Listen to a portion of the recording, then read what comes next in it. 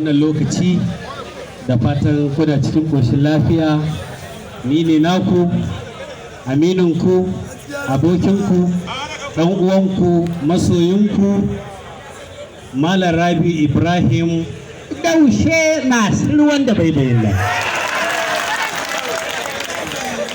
Ba zan ce ina ba, muna godiya ga Allah maɗaukakin sarki da ya yi mu muna musulmi kuma ya tashe mu a cikin jihar Kano, Jalla babbar Hausa.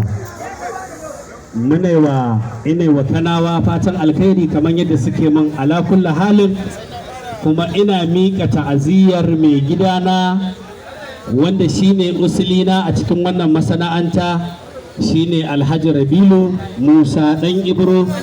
Allah ya ji kansa, Allah ya gafarta masa, Allah ya ni'imta makwancinsa, Allah ya sada shi da sayyidina Rasulullahi. Abu na ƙarshe saboda yanayin lokaci ga to yanzu kai ɗan balele ina nuna ma ka ga wannan duniya, to ka bi duniya na sanin ina nuna ma.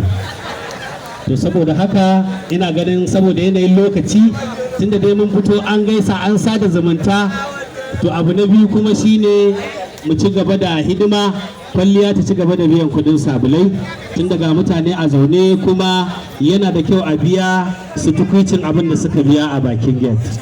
Ni ne iya tsari ka yi kokari dan garbaki.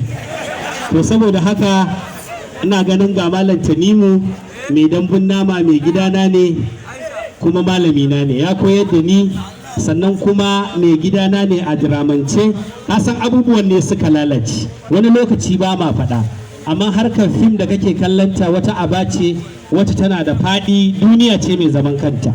To sai kuma abubuwa da suka shigo cikin abubuwan kara zube, aka lalata masana'antar, ake yin abubuwan da mu mun san a baya. Duk mutumin da ka sani in aka ce maka jihar Kano, to kawai abin da ake ɗauka ko ma menene kawai na musamman ne. Duk abin da ka sani a duniya in dai an ce ma jihar Kano, to kawai ana da yaƙinin wannan abin kawai na musamman ne.